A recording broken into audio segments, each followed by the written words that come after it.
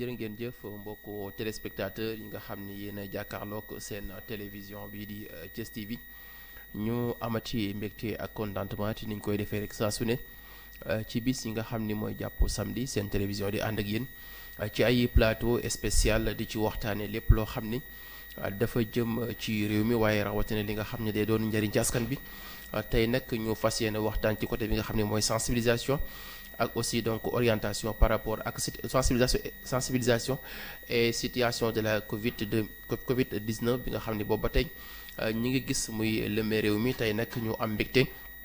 di fi dalal donc kilifa commandant de la brigade départementale d'hygiène de Thiès di monsieur Accident Daouda Touré Accident maa ngi lay nuyu. maa ngi lay fay monsieur Sylla. ñu am mbégte lool tey dalal la suñu plateau ngir fas yéene waxtaane ak askan bi ci ma ndax souvent dañuy dégg service d'hygiène tey buñ ko doon résumé pour ñi nga xam ne miinuñu ko lan mooy liggéey service d'hygiène. jërëjëf monsieur Sylla maa ngi lay gërëm di la sant ci invitation bi d'abord nga permettre ma ci sa plateau bi ma gërëm sumay kilifa. ñi nga xam ne ñoom ñoo nekk ci boppu service d'hygiène ku ci mel ni colonel Maodo Malick Diop bi nga xam ne mooy chefu service d'hygiène national di teg ci nuyoo bi aussi ak ci gërëm bi capitaine Idrissa Ndiaye mi nga xam ne moom mooy chefu service régional de l'hygiène fii ci diwaanu Thiès donc comme ni nga ko waxee rek léegi nii ci présentation bi man maay adjudant Daouda Touré man maay commandant brigade départementale d'hygiène bu Thiès di kontaan aussi ci sa question bi nga ma posé service d'hygiène dafa nekk corps boo xam ni c'est un corps paramilitaire donc corps la boo xam ni liggéeyam dafa xaw a yaatu maanaam umpul kenn ni heure bu ngeen xëyee rek jiitu na mën naa ne jiitu na suñu juddu ñi ngi gis agent d'hygiène yi ñi ngi sillonner quartier yi di constater di rechercher infraction yi ci wàllu hygiène service d'hygiène yamul foofu service d'hygiène ñi ngi ci frontières yi ñi ngi contrôler dugg ak génn bi ñi ngi ci aéroport yi ñi ngi ci port yi service d'hygiène mi ngi assister les autorités administratives di leen xelal ci wàllu santé ci wàllu set ak ligne bi ñu mën a jël vraiment pour jëmale askan wi kanam ci wàllu set ak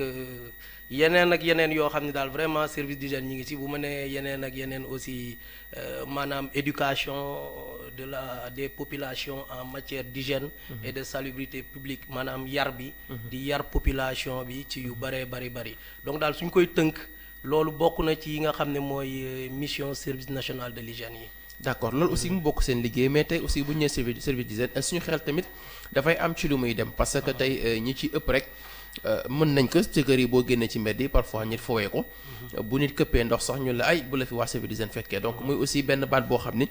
dem na ba askan bi mais juste rek pour ñu gën a comprendre xam nga bien vrai que xam nañ li nga xam ne aussi mooy seen compétence en même temps aussi ci domaine bi mais jusqu'à présent aussi gis nañ ni service d'hygiène c'est des années mu existé mais jusqu'à présent aussi askan bi ba tey gëdd bi ci war joxuñu ko problème bi fa la nekk foofu. waaw kay xam nga yaa ngi wax léegi bu ñu génnee ci mbedd bi nga gis ñu tuur ndox ñu ne ay bu la fi service d'hygiène fekkee service d'hygiène xëy na corps la aussi boo xam ni corps répressif la maanaam boo wàccee yoon service d'hygiène dafa war a dal sa kaw loolu noonu ngay wax di tuur ndox loolu am na article boo xam ne vraiment moo ñu may ku ñu jàpp nga koy def bu leen umpale bu leen réere mbir ni service d'hygiène travaille sur la base de la loi donc moom la ñuy faral di wax naan la loi 83/71 du 5 juillet 1983 portant code de l'hygiène donc boobu en son article L22 du code de l'hygiène ku ñu gis ngay tuur ndox yoon dafa ne nañ la jàpp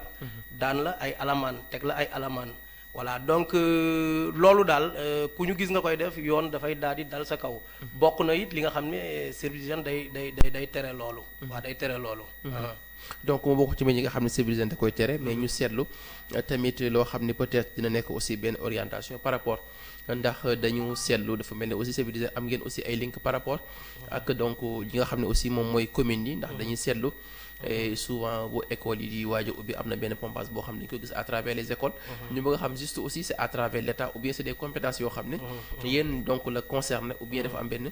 convention boo xam ne donc c'est des relations. directes ou bien indirectes ak ñi nga xam ne donc ñu nekk ci maire yi. waaw xam nga link boobu nga wax am na. xam nga boo jëlee fii département bu Thiès. donc yàlla dafa def service d'hygiène amul xaar ma yàlla ak benn mairie bu nekk fii parce que quoi qu'on puisse dire aussi maire yi ñu ngi ñuy appuyer bu dëgg rek jotee maire yi ñu ngi ñuy appuyer donc santé aussi c'est une compétence transférée donc comme li nga wax bu école di waaj a ubbi nit ñi maire yi dañuy solliciter def liste nombre d'écoles yi nekk sous leur responsabilité bu ko defee ñun service d'hygiène dañuy jóg dem désinfecter école yépp def li ñu war a def yépp soit IEF bi wala IA beeg yépp ñu désinfecter lépp loo xam ni war nañ ko def mais loolu yépp c'est toujours avec l'appui des mairies qui sont à Thiès quoi. voilà parce que foofu aussi dafay xaw a poser problème yenn saa aussi nit ñi dañuy am problème mu xaw a compliqué même yaa donc il y a assez de conseils yoo xam ni donc c'est des conseils municipaux yi nekk ci maire yi da ngay gis problème boobu ndax donc ci compétence transférée yi xam nañ ñi santé ci la bokk et juste aussi donc même bu fekkee am ngeen l'équipe bu disponible dañu jàpp ne aussi souvent produit bi dañu bëgg comprendre est-ce que état moo koy jël en charge ou bien aussi maire bi moo koy def ci budget uniquement pour mu leen ci accompagner. waaw xam nga état dinaa profiter sax ci loolu pour gërëm monsieur le président de la République monsieur Macky Sall à travers le ministère de la santé et de l'action sociale boo xoolee seetaanuñu benn yoon service d'hygiène ñu ngi ñuy appuyer ñu ngi ñuy appuyer en logistique récemment rek gis ngeen oto yi ñu doté président de la République jox ñu ko ñu jaarale ko ci ministère de la santé mais xam nga loolu du doy moo waral boo xoolee mairie yi aussi bu ñu état aussi appuyé en produit boo xoolee vu sollicitation yi maanaam ni ñuy soxlaa ci liggéey bi mairie dañuy obligé appuyer ñu ñoom aussi ñoom it dañuy soxla parce que li ñu ëmb moo bari liggéey bi dafa bari macha allah moo tax maire yi aussi di ñu appuyer ndaxte ndimbal moom du doy te ñun dañoo soxla ay moyens la ñu soxla parce que effectif bi mu ngi fi personnel bi mu ngi fi disponibilité bi aussi mi ngi fi donc li ñuy soxla mooy wàllu matériel état bi mi ngi ñuy appuyer mi ngi def kéemtulaay kàttanam mais maire yi aussi seetaanuñ ñu benn yoon ndaxte xam nañ ne aussi la santé est une compétence vraiment transférée quoi. d'accord mais aussi ba tey xam nga dinañ wàccaat foofu ndax tey donc émission bi dina gën a concerné askan bi nga xam ne donc ñoom ñu ci gën a jege ndax bien vrai que dinañ ñëw ci grande surface yi ci aussi resto yi ak yeneen endroit yi nga xamante ni donc am na benn travail remarquable boo xam ni service d'hygiène mi koy def mais tey dañu seetlu benn donc ci commencement surtout les écoles est-ce que accès bi ndax dañu seetlu ci écoles yi da nga ci gis ay jaaykat yoo xam ne dañuy nekk ci biir école bi parfois aussi ay mango baax lañ fay jaay ak lekk yoo xamante ni juste aussi te xale ku ne xam na ni xale xamul li koy gaañ ni ko olof waxee est-ce que tamit am na ay responsabilité orientation boo xam ne yéen a ngi ciy bàyyi xel bien vrai que école yi am nañ seen i doyen am nañ seen directeur dinañu sensibiliser mais est-ce que tamit bu ñemee ci école bi aussi donc daal koy pomper lépp lu fa war aussi ñuy bay daal di bay est-ce que tamit amaan na beneen responsabilité benn suivi boo xam ni service d'hygiène mi ngi koy def dem ci école yi di xool est-ce que ñu ngi respecter li ñu war a warloo ak élèves yu fay jàng. waaw loolu duñ ci jóg service d'hygiène surtout fii ci diwaanu Thiès defe naa ne professeurs yeeg responsable d'école yi les directeurs d'école ñoom ñoo ñu gën a sax yombalal liggéey bi boo xoolee parce que fii Thiès defe naa amul benn école élémentaire wala benn lycée booy dem nga nekk jaaykat te doo am certificat médical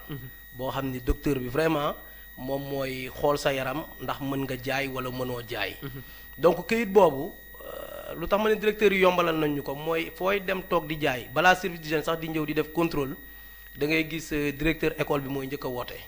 man mii damay toog suma bureau mais da ngay dégg pas mal de directeurs d'école qui m'appellent pour me dire que ni est-ce que ñii nii am nañ kayit médical bu leen permettre ñu jaay wala amuñu ko donc loolu daf ñuy faciliter la tâche te defe naa boobu ba léegi aussi ñi ngi sillonné école yi maa ngi yebal samay agents yi ñi ngi dem di xool képp koo xam ne yaa ngi liggéey wala yaa ngi jaay ci buntu école yi te amoo këyit yoon day daal di dal sa kaw li ngay jaay aussi service d'hygiène daf koy xool ndax sell na wala sellul loolu moom dafa bokk aussi ci suñu liggéey waaw donc loolu moom vraiment ñu ngi ci veiller di ci taxaw bu baax ndaxte du ñu yem rek ci désinfection bi désinfection yi benn mbir la jaay bi aussi beneen la donc njaay mi aussi lekk bi parce que comme li nga wax xale dafa sensible c'est des personnes qui sont un peu vulnérables donc xamuñu lu baax ci seen wér-gu-yaram ou pas surtout xale boo xam ne mi ngi am na 4 ans wala am na 5 ans bu bëggee njëw taxaw nga di ko jaayloo wala 6 ans 7 ans nga di ko jaayloo nga di ko lekkloo ay mangue vert yooyu moom mangue verte yooyu moom yoon daf koy daal di tere ku ñu gis non seulement dinañ nangu mango yi mais aussi yoon dina daal di dal sa kaw. d'accord mais tamit nag xam naa aussi foofu aussi adjudant xam naa foofu dinañ fa taxaw tuuti ndax suñu jógee ci école yi mën nañ bët direct ci marché yi parce que tey am na ci remarque boo xam ni bu ñu waxee ñi nekk ci yenn quartier yi ci zone yi jege marché yi est-ce que ñu ngi leen di jàppale ndax problème bi mooy da ngay dem ci benn marché boo xamante ni ay jaaykatu jën légumes dañ fay nekk mais bu ñu jaayee ba pare dañuy jël lu ci mel ni waasuntóor yi ak yenn yi di ko këpp ci ay ginnaaw kër ay borom aussi dem nañ ba actuellement ni dañuy am problème donc xet ba pare aussi microbe yu bari est-ce que tamit même bien vrai que bu ñu aaree li war marché bi aussi di contrôler commerçant yi est-ce que tamit alentour yooyu ñu ngi ciy veiller uniquement pour nit ñi aussi mën a warlu ak charte bi nga xamante ni moom lañ teg. waaw c'est vrai gis nga loolu jot nañu du benn du ñaar ay réclamation yoo xam ni vraiment dafa jóge ci population bi ñëw ci ñun ci marché yi lu ci mel ni marché central bu Thiès on a reçu pas mal de réclamations yoo xam ni comme ni nga wax nii nit ñi seen kër yi dafa xaw a jege marché bi donc jaaykatu jën yi dañuy ñëw di këpp foofu seen waasintóor yeeg yooyu mais yooyu duñ ko def heure yi nga xam ne nit ñi ñi ngi liggéey déedéet duñ ko def dañuy bàyyi ba nit ñi wàcc ñu door ko def bu ko defee population yi bu ñu xëyee le lendemain ci la ñuy alerter le service national de l'hygiène pour wax ñu ne ñu vraiment am na ñuy këpp fii ndox donc doo mën a situer exactement les responsables mais ñun on est en train vraiment de mener maanaam ñi ngi def liggéey boo xam ni ñi ngi def ay visites inopinées yoo xam ni dañuy yebal ay ndaw des fois sax dañuy civilu ndax dañuy wàcc ñu foog ni service d'hygiène dañuy wàcc 17h wala 18h alors que nous service continu la ñun dañuy continuer rek dafa am ndaw yoo xam ne dama leen di yebal dañuy civilu di ronde mais yàlla dafa def boobu ba léegi nag jàppaguñu ci kenn wala tegaguñ ci loxo kenn mais loolu ku ñu gis nga koy def yoon day daal di dal sa loxo day daal di dal sa kaw quoi voilà c'est ça. d'accord aussi ba tey muy lu am solo beneen bi tamit gis nañ ci wàllu tukki wi ndax nag tey dañu bëgg ni ma ko waxee rek muy émission boo xam ni occasion la pour nit ñi xam ndax donc booy dégg aussi benn service di ko dégg war na am aussi donc ay plateau yoo xam ni dañu mën a sensibiliser donc mooy tam bi numéro 1 bi sensibilisation pour uniquement ñu xam parce que yenn saa nga gis koo xam ni dafay tukki dem jëm Maroc wala feneen mais forcément dañ daal di ñëw stabiliser donc ku fay ñëw lan la fay wut si. waaw xam nga ci volet boobu service d'hygiène dafa yaatu léegi maa ngi la koy wax ma ni la dañuy nekk ci frontières yi gis nga kuy waaj a tukki aussi impérativement dañ lay laaj carnet de vaccination donc pour réew mi nga war a dem boo yegsee ñoom loolu dañ koy xool sa yaram ndax àndoog benn jàngoro donc loolu dafa yàgg service d'hygiène donc moo tax boo ñëwee si suñu service aussi am na ñoo xam ni service boo xam ni spécialement pour loolu la dañu lay ñàkk après jox la sa carnet def ci sunu tampon nga mën a dem dëkk bi ngay dem nga circuler librement te doo fa am benn problème daal maanaam ñu xool sa yaram ndax amoo benn jàngoro. d'accord xam naa nag bi xam ne moo gën a bu jafe-jafe ji ndax souvent moom dama jàpp naa ñu nag problème bi foofu la ëppee yéen ak boutique yi donc lan mooy problème exact yéen ak boutique parce que souvent la plupart su ma juumul jàpp naa ne sa bureau moom la nga fay recevoir ci ay commerçant ci ay boutique moo ëpp donc lan mooy problème exact parce que heure boo xëyee gis benn boutique donc nga gis aussi kii waxe fi kii wax fa la réellement lan mooy problème bi tey tamit ci plateau bi pour ku nekk boutique wala ngay commerçant mën ci am ay leçons yoo ci mën a tenir que prochainement nga xam ni kat lii ak lii boo ko defee mën nga ci am daan boo xamante ni bu boobaa kat service d'hygiène bu la tegee daan yaa ko teg sa bopp pour aussi ñoom ñu mën a comprendre lan mooy seen responsabilité lan ak lan moo leen war est-ce que tamit donc bu ñu ñëwee ñoom kayit bi ñu leen di jox dañ koy renouveler ou bien ak durée bi pour ñu comprendre réellement lan mooy seen liggéey foofu. waaw xam nga service d'hygiène ak boutiquier yi dafa yàgg. yàgg na te defe naa ne service d'hygiène aussi ak boutiquier yi wax yàgg na am wala boog coow yàgg na am à gauche à droite du coow sax parce que ñun ñëpp benn lañu donc ñun ñooy liggéey suñu biir maanaam bu ma nee liggéey suñu biir mooy ab boutique defe naa ne doo fa gis beneen force de défense et de sécurité bu fay dugg di def contrôle. bu dul service d'hygiène. defe naa foofu boutique doo fa gis waa Eaux et Forêts ñuy ñëw ne dañuy def contrôle. doo fa gis benn gendarme buy ñëw ne non damay contrôler produit yi doo fa gis benn policier buy ñëw di ko def seul le service national de l'hygiène est habilité à faire ces contrôles là. ci ñi nga xam ne dañuy sol tenue. donc boutique yi aussi li ñu leen di wax c'est simple comme li nga wax rek man damay recevoir ay nit ci sama bureau bari nañu président commerçant yi président boutique détaillant yi bari nañu daal bari nañu. mais li ma leen di wax rek moom laa leen di wax ñun ci base code la ñuy liggéey le code de l'hygiène moom moo ñu permettre ñuy def visite yooyu. léegi visite yooyu bu ñu koy def aussi li ñuy contrôler dafa bari. li ma leen wax rek xam nga wàllu service d'hygiène kenn mënul matale lépp. ndax dafa sew. code bi moom moo sew. li ñuy contrôler bu ñu ñëwee dinañ la laaj ndax am nga kayit.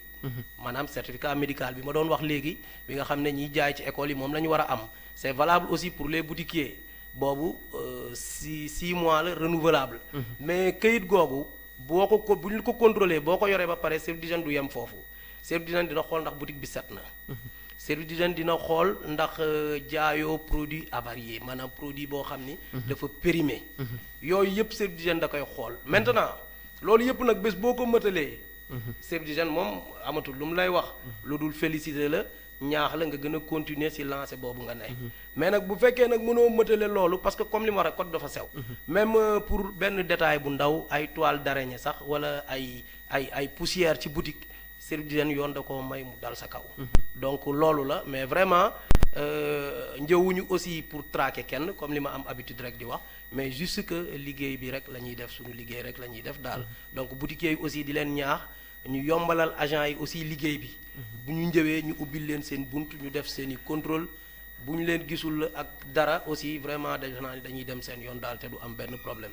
waaw d'accord muy lu am solo waaye tamit xam naa ne bu ñu jógee ci boutique yi ñooñu aussi dañu leen considéré comme ay petits commerçants mais grossistes yi parce que aussi mën nañ fa donc xam naa ñiy jàkkaarloo télévision rek te ñoo xam ne adjudant Daouda Touré commandant de la brigade départementale d'hygiène de Thiès tey moom la ñu dalal suñu plateau spécial ngir ñuy waxtaane rek lépp loo xam ni dafa soxal askan bi rawatina jëm ci domaine bi nga xam ne miin ngeen ko mu jëm ci wàllu liggéeyu service d'hygiène waaye tamit bu ñu jógee foofu xam nga tamit Sénégal yenn saa yi day doon lu xaw a doy waar ndax bien vrai que nag boutique yi seen boutique yi ci ëpp ay ventilo moo fay nekk parfois aussi amuñu ventilo wala ilaa mu nekk ci benn pukus bu ndaw mais yenn saa yi tamit ñoom dafa mel ni ñoom tamit yenn saa yi ji dañu gën di bàyyi xel ndax seetlu nañ ni service d'hygiène li ëpp day ñëw ci boutique yi et quel que soit alpha même bu fekkee sax am na njuñ day bu ci am wala yenn donc comment dire yenn produits yoo xam ne aussi ña nga fa dañ koy jël peut-être nëbb ko ba doo leen ko gis mais nag ñu gis parfois nga gis ay espaces yoo xamante ni donc bëgguma tooñ kenn c'est des grandes surfaces donc mu ne rek donc ay supermarché ou bien ay extra yu mel noonu nga xam ne aussi boo demee am na espace am na ventilo am na lépp bien vrai que am nañ seen licence mais le problème qui se pose dafa mel ni aussi fa la mbir yi ëppee ndax yenn saa yi nga dem fa dugg fa jënd fa ay produits yoo xamante ni boo ko demee utiliser da ngay xam ne carrément produit yi la yàlla xam doy na est-ce que tamit am ngeen accès bu foofu pour uniquement di mën a liggéey di vérifier yenn espace yi nga xam ne fa lañ yaakaar fa lépp baaxee te yenn saa yi nag mu am loo xamante ni mën na jural nit ñi musiba. voilà d'accord sëñ Sylla donc defe naa ne ñun service d'hygiène amul fu ñu amul accès amuñu xaar ma yàlla aussi amuñu parparloo aussi. ni ñuy traité boutiquier détaillant bi noonu la ñuy traité boutique yi nga xam ne c'est des grandes surfaces. defe naa ne fii Thiès amul fu service d'hygiène dul dugg. donc fu ñu duggee aussi bu ñu gisee aussi naka sudul noonu aussi yoon moom ñëpp la fi nekkal. day ni muy dalee ci kaw boutiquier bi noonu lay dalee ci kaw ki nga xam ne moom dafa gérer loo xam ni lu rëy la. donc loolu moom amuñu si vraiment parloo ci loolu. accessibilité bi moom fu ñu neex la ñuy même sa kër sax yow personnellement. service d'hygiène yoon may na ko. de 17h à 21h mu dugg sa kër. maanaam contrôler xool ndax set na wala setul en plus forte raison ay boutique wala ay supermarché wala ay établissement yu mag yi nga xam ne vraiment dañ fay jaay. loolu moom amuñu ci xaar ma yàlla moom. li nga wax nii aussi pour firnde ko rek man semaine passée rek nit njëw na du ma def publicité puisque ci benn kii bu mag la njëw ci benn supermarché bu mag a mag fii à Thiès la njëw. ne ma dafa jënd meew mais bi mu jëndee meew bi mu ko defee dafa gis meew bi di fuur. donc le produit était un peu douteux. bi mu ñëwee personnellement moi-même man maa déplacé wu man sama wàllu bopp man maa déplacé wu. dem ba foofu laajte responsable bi ba ñu wan ma ko ma jël meew bi vérifier li waa ji wax ndekete li mu wax amul. puisque bi ma ñëwee après bi ñu defee kii bi comment dirais-je encore bi ñu ko saytoo il s'est trouvé que waa ji li mu wax amul. meew bi aussi date bu baax la date bu valable la donc date de péremption bi yeggaguñ ci woon. donc bi ñu essayé il s'est trouvé que waa ji peut-être beneen meew la jël sol ko ci sachet yi après njëw di wax loo xam nga loolu aussi. c'est des contentieux yoo xam ni ñoom seen biir dañ koy am. donc nag bu ñu ko amee léegi pour ñu bëgg yow service d'hygiène nga daaneel waa ji dañuy ñëw ci yow wax la loo xam ni amul. mais ñun moom vraiment amuñu heure bu ñu nit woowee. wala lu ñu nit wax ci loo xam ni dafay jëm ci wàllu wér-gu-yaram. dañuy sol suñu dàll. njëw vérifier loolu contrôler loolu. d'accord ba tey tamit est-ce que tamit foofu dañu fi gën a bàyyi ci xel ndax tamit fii Sénégal toll du ñëpp rek la yàlla may ñu yor ñeenti bët. donc ñu yor ñaari bët. donc handicap parfois dafay arrivé mais dañuy seetlu aussi tamit nit ñi dañuy doxee parfois mbeddum buur la donc yenn saa nga génn gis koo xam ni dafay nekk ci mbedd gas fa kàmb en même temps aussi bi ay pisaar yoo xam ne ñu ngi ci mbedd mi te aussi waaye laa ko mën na fa jaar daanu est-ce que tamit yooyu ñu ciy bàyyi xel parce que yenn saay nit ñi ñu ngi koy sàcc di ko liggéey guddi. waaw yooyu aussi moom kuñ ci jàpp nga koy def yoon day dal sa kaw. boobu moom délit la xam nga yi ñuy wax léegi sax du ay délit maanaam yooyu moom ay infraction la wala ay contravention de simple police mais bii nii ngay wax nii boobu délit la. di gas fosse ci mbedd loolu moom ku ci yoon jàpp moom man bokk tant que maa ngi nekk fii ci département Thiès. ku ma gis nga naan yaa ngi vider fosse ci mbedd comme li nga wax rek oto mën na ci pëtëx dugg ci nit aussi mën na ci surux dugg ci loolu c'est un délit. c'est un délit c'est prévu par l'article L17 du code de l'hygiène. réprimé par l'article L77 du code de l'hygiène. loolu kuñ ci jàpp aussi yoon nee na nañ la daan yi dafa metti puisque mën nañ la daan ñeent fukki junni ba ñaari million wala ñu daan la ñaari weeru kaso ba ñaari atu kaso. donc defe naa ne loolu dara jaru ko fi. donc yooyu moom ku ko fi def aussi bu yeboo nga bàyyi ko. te xam ne bés bu ñu la jàppee man bés bu yegsee si man dama lay daan du ma la daan sax ay alamaan mais dama lay jébbal yoon. waaw maanaam dinaa def li nga xam ne yoon moom moo ñu ko may ñu nga dem nag boo demee nag nga daal di jëflanteeg yoon foofu wala nga daal di comparaître devant la barre. mais loolu moom du loo xam ni moom vraiment dañu koy pardonner moom waaw. d'accord jàpp na ne aussi donc fi ñu njëkk commencé woon mooy ci sensibilisation te nit ñi aussi am na lu bare bari donc lu ñu mën a jàpp ci Azoudane Touré ci. li mu yëkkati jëmale ko ci askan bi ñoom aussi ñu xam ne rek seen liggéey li ko tax a jóg mooy loo xam ne dañ ko def ba Sénégal gën a mën a avancer ndax képp ku soo alpha réew foog mu nekk ci règle foog mu nekk aussi ci yoon boo xam ne kenn ku ne da ngay jiim a fexe rek ba def la war donc su ko defee jafe-jafe du ci am yéen ak seen ñoom ñi nga xam ne donc ñoom ñooy liggéey ci boobu domaine bu ñu jógee foofu tamit dañuy ñëw ci donc fi nga xam ne rek mooy Covid 19 bi donc nga xam ni. bi mu tàmbalee muy loo xam ni donc presque mën nañ ne ci yeneen dëkk yi xaw na fa avancé ba ñoom bett na leen mais Sénégal aussi suñ nee mbetteel bi jàpp nañu aussi demee noonu ndax bien vrai que xaw na yàgg ci yenn dëkk yi avant muy yegg si fii donc bi mu ñëwee ak donc au niveau des ministères yan donc décision ngeen ci jël ak nan ngeen tàmbalee ci vague bu njëkk bi balaa ñëw ci deuxième vague bi. waaw jërëjëf laaj boobu aussi sëñ Sylla dinaa ci sawar a tontu xam nga Covid bi. depuis première vague bi mu duggee fii au Sénégal ba léegi service d'hygiène toogul amul guddi amul bëccëg chaque jour rek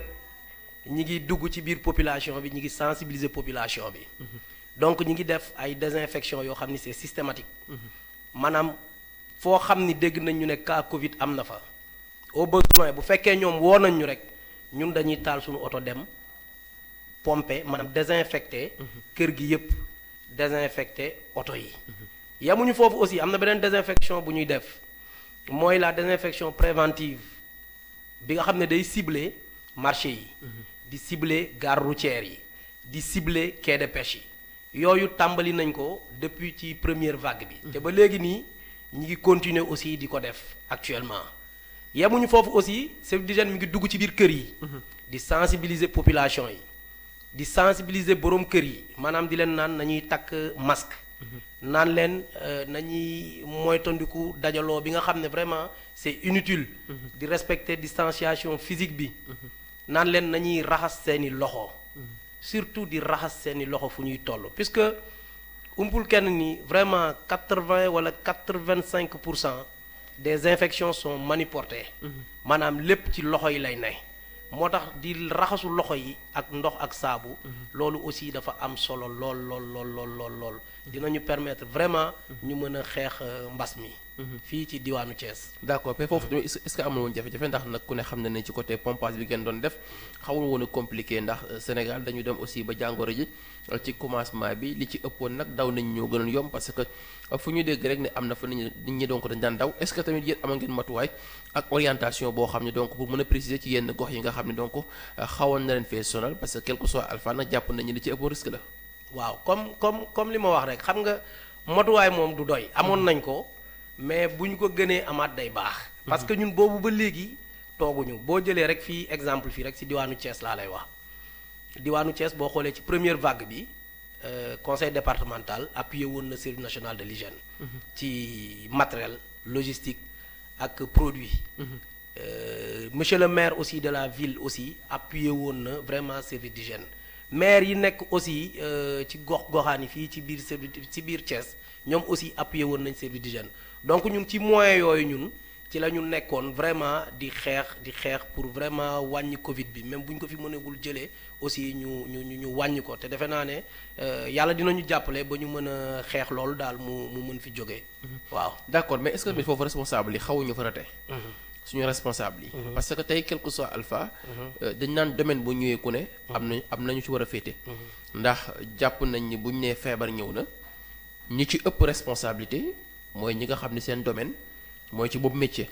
ndax tey kiy faj moo mën a xool malade bi xam lan mooy jàngoroom tey quel que soit alpha boo feebaree boo demee ci médecin bu ñee la da nga feebar nangam moo lay faj automatiquement da ngay dem jënd loolu. parce que jàpp nga ni kii spécialiste ci lii la spécialisé wu donc tey ñu gis aussi bi jàngoro ji commencé au lieu ñuy jéggi waa service d'hygiène ñuy am occasion pour wax ak médecins yi dañu gisoon aussi ñi nekk ci langue politique gi les responsables ñoom ñoo jëloon côté pour sensibiliser te quel que soit alpha si on parle sérieusement du xeer bu ñuy sànni mais Sénégal am na nu mu bindoo ni mu bindoo mooy les responsables politiques bien vrai que dinañu bàyyi seen xel di leen déglu mais askan bi tamit li ci ëpp suñu waxee ñu jël seen wax am fu caricature jàppee ko waxi politicien donc est-ce que tamit bu fekkoon bi ñu commencé comité suivi yi nga xam ne amoon na par rapport ak yéen ñi aussi ñu nekkoon ci comment dire orientation départementale yi par rapport ak Covid 19 bi ndax bien vrai que am na ay réunion yoon duñ sikk ak donc ak comment dire préfet ak gouverneur uniquement pour orientation est-ce que bu ñu leen joxoon communication bi ngeen communiquer ak askan bi parce que quel que soit alpha buñ nee nit ñi nañu set bul këpp fii ndox bul saltel fii bul def lii jàpp nañu aussi liggéey boobu service d'hygiène moom moo ko yor bu fekkee tamit wàll nit ki nan lay def ba wér bul lekk lii bu jaar lii jàpp naa waa santé est-ce que combat bi bu fekkoon ci tàmbali bi dañ jëloon jox leen responsabilité bi ni leen comme yéen li seen compétence seen domaine la wax leen ak askan bi génn ci politique est-ce que Sénégal te dina tollaat ci deuxième vague ba actuellement nii moo gën a compliqué par rapport ak bi fi jaar. waa xam nga Sylla xam nga Covid bi moom compliqué na peeru compliqué boo xam ni li ngay wax nii pourtant ñi ngi ñu koy jox ñi ngi koy def ñi ngi def communication peut-être xam naa da ngaa suivreul bu baax. wala boog peut-être daf la échappé tuuti. mais service d'hygiène vraiment depuis Covid bi tàmbali ba léegi. moo xam fii muy Thiès moo xam ci yeneen goxaan yi mais vraiment seeni autorité ñi ngi au devant de la scène. waaw mais aussi sensibiliser population mais foog nga nangul ma aussi que les responsables politiques ñoo gënoon a fës ci sensibilisation bi. waaw loolu de moom peut-être yow yaa ma ko xamal mais man ñun suñu domaine ñun. ci li ma xam vraiment ñun boobu ba léegi tooguñu benn yoon ñun boobu ba léegi ñi ngi sensibiliser nit ñi. mais bon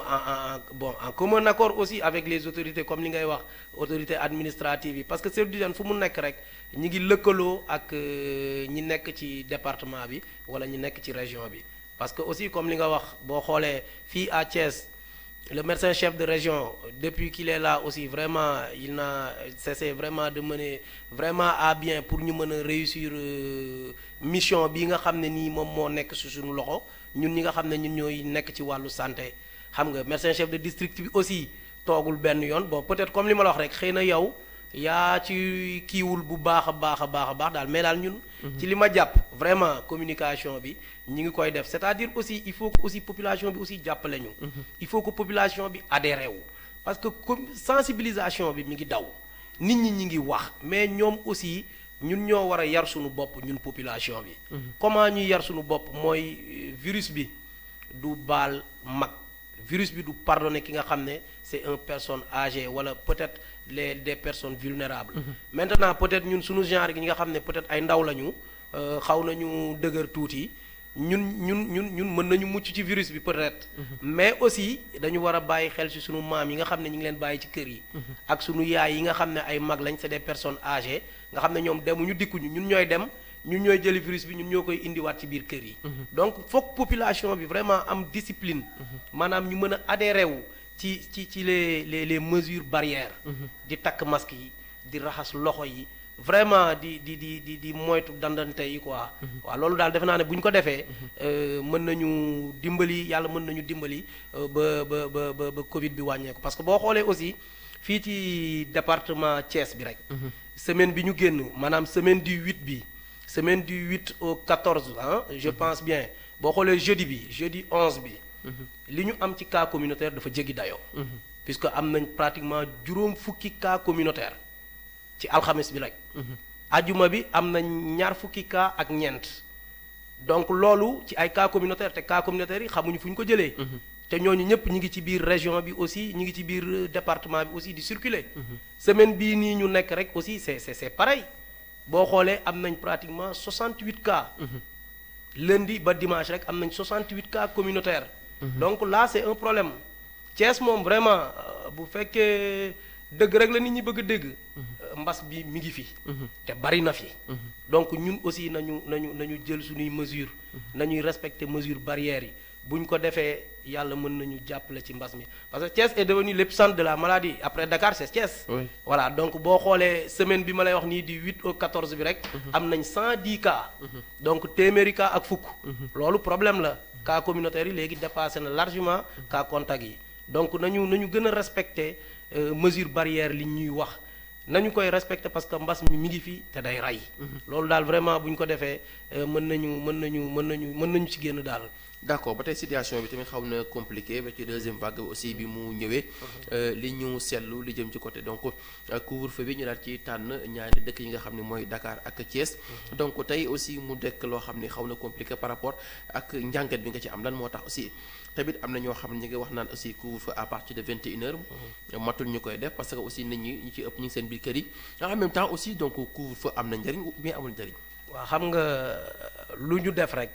defe naa ne am na lu tax. force de défense et de sécurité li may wax population bi lañ fi nekkal. population bi lañ fi nekkal couvre-feu bi bien sûr que am na njëriñ parce que bu amul woon njëriñ du ñu ko def. bu ñu ko defee c'est parce que les techniciens ñi nga xam ne c'est des professionnels. ci wàllu santé ñoom toog nañu ba xam nañ ne couvre-feu bi faaw ñu def ko. heure bi ñu ko wax aussi il faut que les gens aussi respectent cette heure là parce que bu ñu ko waxee aussi am na lu tax ñu wax ko ñi nga wax aussi ay techniciens lañ du ñu ay n'importe qui ñi nga xam ne vraiment dañuy yëngu ci wàllu santé. donc ñooñu aussi bu ñu conseiller monsieur le président de la république pour mu def loolu am na lu tax ñu def ko. maanaam ci gàttal nañ ko respecter bu ñu ko parce que xeex bi aussi question de discipline la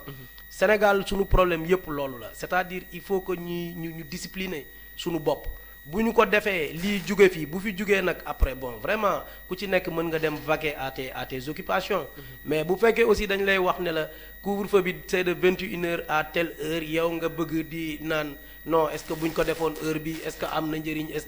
que lii là ça pose problème vraiment. donc dañu respecter heure bi. parce que bu ñu ko waxee am na lu tax aussi ñu wax ko. ñi nga xam ne waa kër docteur lañ ñoom ñooy yëngu ci loolu ñoom ils sont mieux placés vraiment pour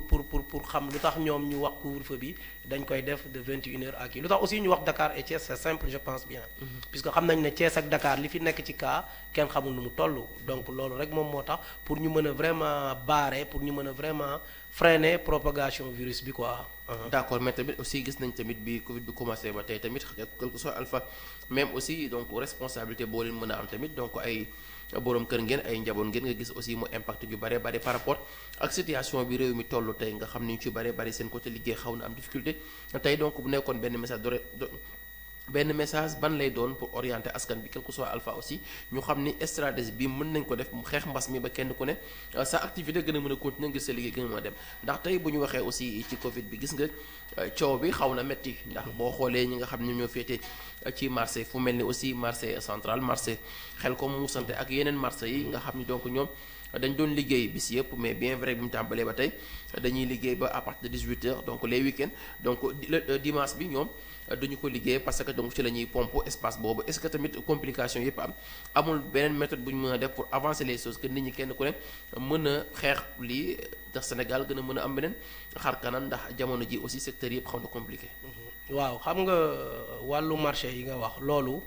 préfet dafa génne benn arrêté. donc defe naa ne marché yi léegi 18h marché yëpp day tëj. dimanche yi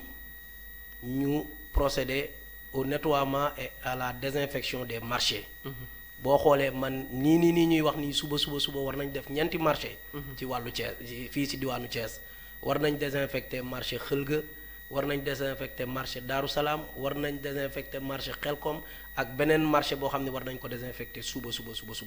donc loolu lu tax ñu koy def aussi pour wàññi feebar bi la pour jéem a freiner virus bi la parce que comme li ma wax léegi rek xam nga virus bi moom bëggul lu dul dajaloo. bëggul lu dul mbooloo te ñëpp xam nañ ne marché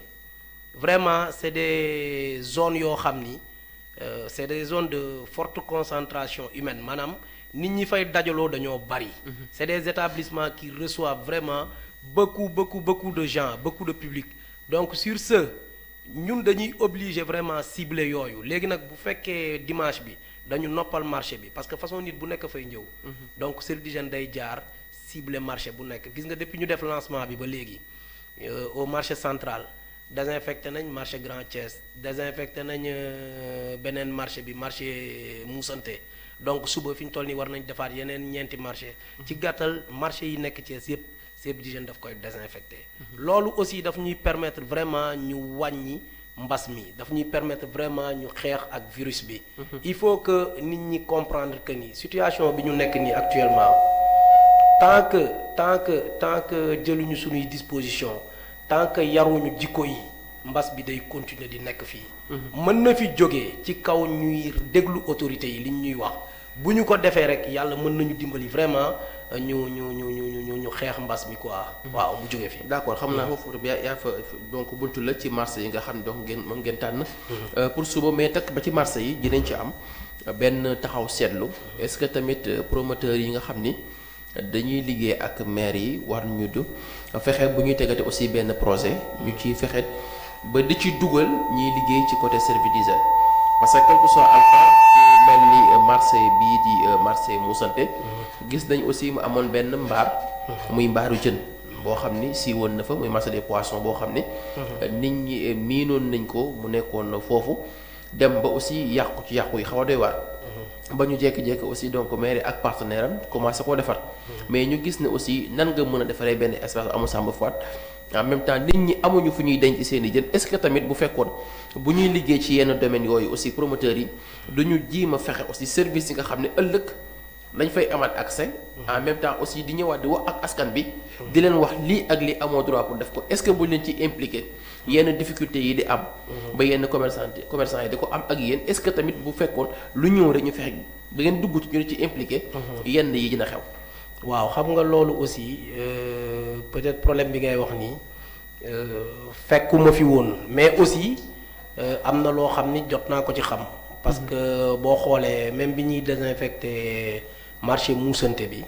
maire bi en question wàcc na sur le terrain déplacé wu na njëw na kii wu chambre froide boobu noonu ngay wax te dugg na ci ay kër am na ñoo xam ni vraiment dafa amoon benn litige bu am mais comme li nga wax rek après maire jéem na waxtaan ak waa kër yi ba léegi moom mi ngi ci projet boobu noonu mu doon wax ba léegi mi ngi ci projet bi pour nga ne nag kantaan ak ñuy impliqué service d'hygiène ci loolu wàllu tabax service d'hygiène daf ci am yoon service d'hygiène maanaam liggéeyam dafa vaste ñu bëri dañuy réere mbir mais tey jii nii yow boo doon tabax sa kër ala kulli àll sa dossier faw mu jaar service d'hygiène service d'hygiène saytu ko comme li nga wax rek xool ndax fii mën nañ fi implanter lii wala mën nañ fi implanter lee yow boo doon tabax tey sa kër sa dossier day jaar service d'hygiène. Service d'hygiène def approbation am dina jaar cadastre jaar urbanisme. après ñëw service d'hygiène def approbation am xool ndax système d'assainissement bi ndax dina conforme ou pas xool yeneen ak yeneen yi nga xam ne mi ngi ci wàllu bâtiment bi. donc yooyu aussi dafa am solo li nga wax aussi c'est très important donc yi ni mel. Les promoteurs war nañ aussi di bàyyi xel ci loolu di ci impliquer le service national de l'hygiène parce que loolu day indi problème bu xasee nag ba am litige coow day daal di am mais vraiment loolu ñun dañ ciy yëngu bu baax a baax quoi waaw. d'accord loolu aussi da ngeen ciy yëngu bu baax a baax ba tey rek ñu daal di continuer suñu waxtaan ni ñu ko waxee rek tey ñuy waxtaan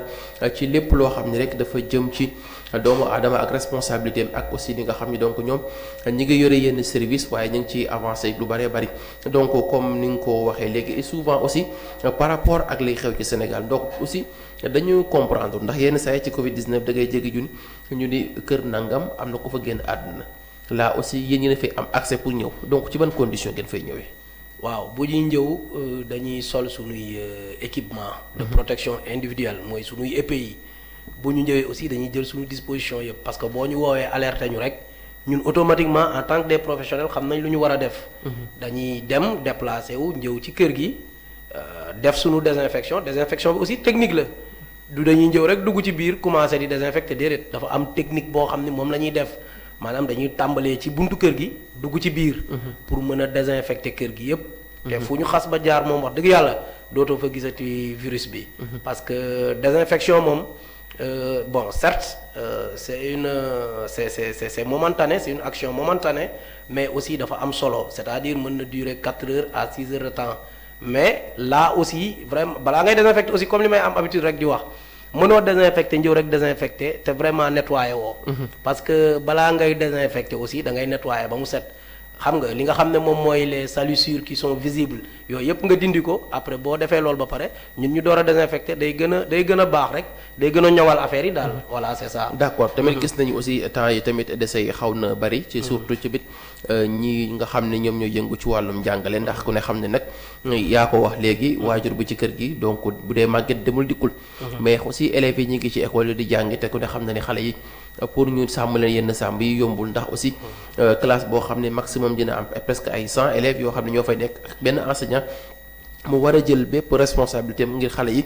fexe ba ñu respecter donc mesure barrière yi nga wax nañ ko. tey est-ce que tamit am na benn programme bu nga xam ni yéen a ngi koy bàyyi xel di ko waxtaan ak ñi nga xam ne mooy njiiti réew mi pour ñu fexe ba chaque weer nag ñu dem ci école yi ngir pompage boobu def ko xool nan la ñuy gën a aare école yi.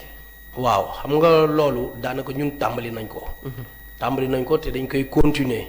école yi moom dañu leen di désinfecter école yépp dañ leen parce que boo xoolee même lundi nii rek ciblé nañu les services administratifs yi nekk ci région bi yépp yi nga xam ne dañ koy désinfecter mais école yi aussi dañu koy désinfecter école yépp yi nga xam ne mi ngi fii biir Thiès vraiment service d'hygiène dina ñëw désinfecter école yépp parce que comme li ma wax léegi parce que virus bi rassemblement yi lay bañ te ku ne école ne mbooloo ne dajaloo te xale yi xamuñu dañuy ñëw di daw di dàqe à gauche à droite mais moo tax ñu ne foog ñu désinfecter ko mais loolu yëpp c'est bien beau dinañ ko def mais li wóor ba wóor mooy li ñu war a gën a def mooy nañuy respecter mesures barrières yi. nu ñuy respecter mesures barrières yi mooy nañuy takk masque. takk masque aussi ne veut pas dire que nga jël masque bi wàccee ko ba ci sa sikkim. wala nga jël masque bi wàccee ko ba ci sa gémmiñ doo protéger sa bakkan déedéet. masque bi dafa war a couvrir bakkan bi. masque bi dafa war a couvrir gémmiñ gi. masque bi dafa war a sax couvrir menton bi maanaam sikkim bi. loolu bu ñu koy def di raxas loxo yi fu ñu toll chaque 15 20 30 minutes si possible ñu raxas suñu loxo à défaut de ça ñu wut solution gel hydroalcoolique. yooyu bu ñu ko dee def éviter yenn rassemblement yi bu ñu ko dee def dinañu dimbali vraiment ci mbas mi. bu ñu jugee nag ci loolu ñu door a procéder à la désinfection. mais école yi moom ala kulli al moom dañu koy def ndax tàmbali nañ ko. xëy na dañoo yeggseegul ci yenn écoles yi mais dinañu def école yépp bu soobee yàlla. d'accord beneen bi tamit mooy coow li nga xam ne fan yi dafa xaw a lëmbee réew mi ndax muy vaccin yi guddi ak bëccëg heure boo xëyee ngay dégg ñii naan dañuy ñàkku ñii duñu ñàkkuwul nga gis aussi ñenn ci askan bi commencé ko si kan naan aussi wóorul parce que vaccin yi boo ko defee ñii mën na laggil donc aussi nga ciy dégg donc orientation yu ne tey aussi askan bi est-ce que déjà war nañoo ñàkku est-ce que tamit donc cette expérience di ngeen ci xam ñàkku yooyu nan lay demee ak aussi njariñ li ak am en même temps aussi fan la mën a yóbbu Sénégal suba ci feebar bi. waaw xam nga ñàkk yi fii ñu toll nii fi mbas mi toll nii ñàkk bi rek. moo ñu ci mën a génnee ñàkk bi rek moo ñu mën a dimbali ci mbas mi donc damay dégg nit ñi di wax loolu mais la vaccination là moom moo ñu mën a jàppale ci mbas mi. parce que defe naa ne ñun ñii di wax ñëpp sunu yaram yi màndi na ci ñàkk. bi ñu gënee nekk ndaw defe naa ne dañu daan ñàkku. boo xoolee am na yenn feebar yoo xam ni ñi ngi koy sax dégg ci biir réew mi wala boog ci buntu réew mi ngi waaj a dugg. lu ci mel ni ay fièvre jaune ak yooyu dara du ko dindi lu dul ñàkk bi. ay fièvre jaune ay dengue loolu ñàkk bi rek moom moo ñu ci mën a génnee mbas mi aussi fi mu toll nii dëgg la mën nañ respecter mesures barrières yi mën nañu def lépp mais ñàkk bi moom je lance un appel à toute la population ñàkk yi bés bu ñëwee ba disponible nañu sant yàlla. sant julli ci yonent bi te xam ne ñàkk boobu mën nañu protéger ci mbas mi bu baax a baax defe naa ne vaccination bi moom loolu rek moo ñu ci mën a génnee fi ñu toll nii. waaw loolu moom c'est mon avis vraiment personnel quoi. d'accord léegi nag aussi xam quel que soit alpha askan bi nga xam ne ñoom tamit nanguñu ñàkku ñoom aussi lan mooy seen avenir suba. waa xam nga boo ñàkkuwul aussi xanaa di ñaan yàlla rek mbas bi bañ leen a laal. mais boo ñàkkuwul aussi peut-être sa moroom dina ñàkku boo ñàkkul aussi tu es exposé. waaw donc feebar bi mën na ñëw dal sa kaw te bu boobaa peut-être di nga bëgg ñàkk fekk ce sera trop tard ñaanaluñ ko yàlla kenn vraiment mbas mi dal ko mais aussi ñàkk bi il faut que population bi delloo ci seen xel. te xam ne mbas bi mu ngi fi encore une fois. man je suis très bien placé pour wax loolu surtout biir Thiès cas yi dafa bëri Thiès cas communautaire yi bëri na cas de décès yi bëri na doo toog semaine wala astafurlah doo toog benn fan wala ñaari fan te woowuñu la ay cas de décès fii biir Thiès te boo waxee ñu ne Covid bi moo ko rey donc loolu rek war na yee nit ñi. ba nit ñi vraiment gën a respecter mesures barrières yi nañuy takk masque yi parce que Thiès aussi da ngay dox nga gis population bi ñii dañuy takk masque ñii duñu takk masque. ñii boo waxee ñu ne la mbas bi amul ñii boo waxee ñu ne ay sóob la wala ay lii la alors que la maladie est bel et bien là. donc ñun nañuy jël suñuy disposition vraiment pour ñu mën a xeex mbas mi ñàkk bi moom ala kulli aal bu ñu ko defee.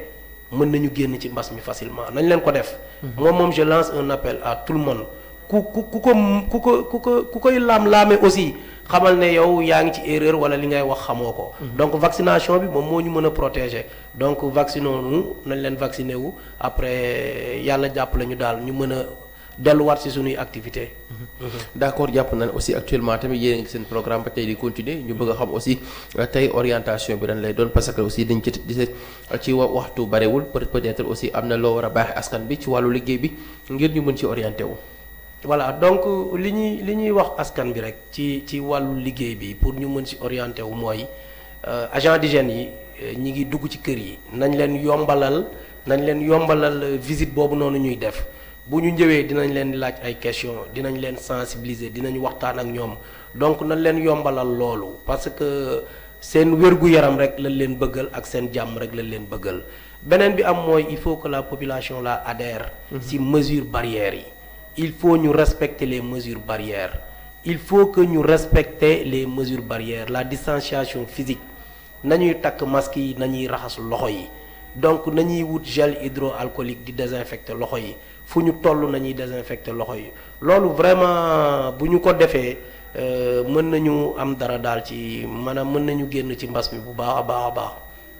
d'accord kon nag am na solo jàpp nañ aussi tey ñu jàkkaarloo ñun ñu xam ni rek lépp lu fi génn ci kàddu dafay delluwaat ci askan bi pour ñu orienté wu xam ni tamit réew mu ne ak fu muy toll jamono fu muy toll te jàpp nañu aussi waa service d'hygiène dañu am taxawaay bu am solo ci li nga xam ne aussi mooy mbas mi ndax quel que soit alpha ñoom seen combat ci lim doon li nga xam ne aussi ci lañ gën a fës gën a ràññee bien vrai que seen compétence yaatu na mais nag lépp lu jëm ci wàllu cet dañ ciy gis seen taxawaay ci biir activité waaye xam naa tamit foofu ñu gis tamit li jëm ci côté resto yi parce que tëg bu nag quel que soit alpha dañuy seetlu leen fii ci Thiès da nga ci gis ay resto yoo xamante ni boo demee ci accueil bi c'est extraordinaire mais aussi boo duggee ci cuisine bi donc aussi am na ay plonge yi fa nekk mais parfois aussi duñu respecter li nga xam ne aussi mooy règle yi. waaw xam nga loolu comme li may wax rek ku ñu gis comme li nga wax plonge boobu noonu nga wax ci biir resto yi ku ñu gis nga di ko def te respecté woo normes yi yoon day daal di dal sa kaw. parce que mënoo di jaay li nga xam ne day dem ci biir comme ni ko nit ñi di waxee rek biir moom amul kubéer lu ci xas ba dugg na ci donc plonge yooyu war nga respecter say norme maanaam siwo yi nga war a teg war nga mën a teg ñetti siwo bii nga javeliser ko bii nga def ci détergent bii nga def ko ndox simple nga xam ne boo dugalee lii teg ci lii donc loolu moom faw nit ñi di ko respecter parce que aussi set ci biir ba pare ci biti lu yàlla xam baax na. nga di ko def loolu moom ku ko ci def aussi dañuy dal sa kaw loolu moom amul sax ma dem te ñëw parce que fii Thiès moom li ñu bëgg ñun waa service national de l'hygiène fii à Thiès maanaam dañu bëgg changer xar kanamu Thiès. ci wàllu set ñi nga xam ne ñi ngi déposer ay gravats ci mbedd yi nañu ko arrêter ñi nga xam ne ñi ngi jaay te amuñu këyit nañu ñëw service d'hygiène ñu wut si këyit ñi nga xam ne ñi ngi jaay ñam yoo xam ni baaxul nañu ko arrêté parce que kuñ ci jàpp aussi dañuy dal sa kaw yoon day dal sa kaw donc loolu moom vraiment na ci nit ñi bàyyi xel duñu nag traquer kenn njëwuñu nag pour xeex ak kenn mais c'est-à-dire dañoo bëgg delloo si service d'hygiène d'antan maanaam service d'hygiène bu njëkk bi ni mu daan def nga xam ne bu ñu leen gisee ne waa service d'hygiène a ngi njëw di daw di defar ak yooyu ñun loolu la ñu bëgg indiwaat fii à Thiès ci ndimbalu aussi nag autorités yi il faut aussi ñu appuyer ñu il faut aussi ñu jàppale ñu yombalal ñu vraiment liggéey bi daal waaw. d'accord ak ñu kontaan bu baax a baax ci donc adjudant Touré mi ñu dalal tey xam naa ne sant bi rek moo ci xaw a nakare ñu dal koy bàyyi mu tàggoo ak suñuy téléspectateurs ginnaaw aussi bi ñu amee mbégte bu yaatu ak contentement donc ku ne xam na ne aussi ce calendrier est trop chargé mais malgré tout ñëw nga fii ci plateau bi uniquement pour orienter nit ñi sensibiliser parce que lii la ñuy soxla ci askan bi donc mooy chef de service yi parfois di communiquer ak askan bi di leen orienter nga ñu mën ci jariñu tey aussi mu nekkoon plaisir ñu lay dalal suñu plateau. mais jërëjëf sëñ Sylla le plaisir est partagé vraiment ñi ngi lay gërëm aussi di la sant ci opportunité bi nga ñu jox ba ñu mën a njëw fii pour wax ak askan bi di ñaaxaat askan wi rek di leen ñaaxaat encore une fois naan leen vraiment mbas bi mu ngi fi nañuy respecter mesures yi lépp loo xam ni wax nañu ko fii bu jubee aussi nañu xam ni ndimbalu suñu borom la bu fekkee am na aussi loo xam ni aussi am na dëng-dëng ñu xam ni peut-être suñu matadi la mais jubluwuñ ci woon loolu donc di gërëm ñëpp di sant ñëpp di ñaan yàlla aussi mbas mi yàlla teel ko fi jëlee ba vraiment kenn ku ci nekk mën a delluwaat say activité ndaxte metti na te xam nañ ne aussi metti na waaw donc mais na nit ñi gën a respecter rek ndigal yi nga xam ne moom la autorité yi def na ko nit ñi gën a respecté bu ñu ko respecté gën a yaraat jikko yi gën a defaraat jikko yi suñu borom mën nañu dimbali vraiment ba mbas bi jóge fii di gërëm aussi encore une fois monsieur Sylla du ma jóg si di ko wax parce que xam nga nit bu lay jàppale di la épauler da nga koy wax nous ne faisons pas de la politique xamuñu ko sax parce que nous sommes des militaires nous sommes un corps paramilitaire mais autorités yi fii ku ci mel le président du conseil départemental ak le maire de la ville vraiment ñi ngi ñuy jàppale di ñu appuyer ak maire yi fi nekk yépp nag commune Thiès Nord commune Thiès Ouest commune Thiès Est ñoom ñëpp ñi ngi ñuy jàppale puisque aussi am na loo xam ni xawoon naa ko fi fàtte ci biir émission bi pour wax ko am na aussi yeneen campagne yu ñuy entamé ci wàllu daara yi avec le maire Talla Sylla vraiment am na ay campagne yoo xam ne ñi ngi koy def le président du conseil départemental aussi vraiment seetaanul benn yoon service national de l'hygiène parce que mi ngi ñuy appuyer ci yu bari xam na ne ñun dañuy circuler 24 heures sur 24 amuñu samedi amuñu dimanche mais appuyer nañu ci en logistique jox nañu oto mettre ko à notre disposition pour ñu gën a yombalal liggéey bi loolu yépp nag jëm ci wàllu askan wi quoi loolu aussi vraiment je tenais à le dire di la gërëm encore une fois di la sant di ñaan yàlla aussi mbas mi yàlla jëlee ko fi. donc wasalaam daal. merci beaucoup ñu amoon mbégte ak contentement di ànd ak nga xam ne mooy adjudant Daouda Touré di commandant de la brigade départementale d'hygiène de Thiès moom lañ dalaloon tey doon waxtaan ak moom ci lépp loo xam ne rek mooy ci compétence ak domaine bi nga xam ne moom la ñu sekkoon ak moom di am mbégte di kontaan bu baax a baax di leen xamal incha allah ci alxamis gi dañ à partir de 16h dinañ fi am monsieur le maire Yves Lamine Ciss nekk maire bu Marolan fas yéene ñëw seen plateau spécial. ngir ñu continuer di waxtaan lépp loo xam ne dafa jëm ci wàll wi soxal Sénégal waaye rawatina Thiès di remercier bu baax El Hadj ci coordination bi waaye di remercier bu baax a baax Mouhamadou Lamine ñu nekk ci régie bi ak ki nga xam ne moo ñu accompagner tey di Fat Bintou ak Seydou ci caméra yi ak Awa di leen jox rendez-vous incha allah bay yeneen di bés jërë ngeen jëf.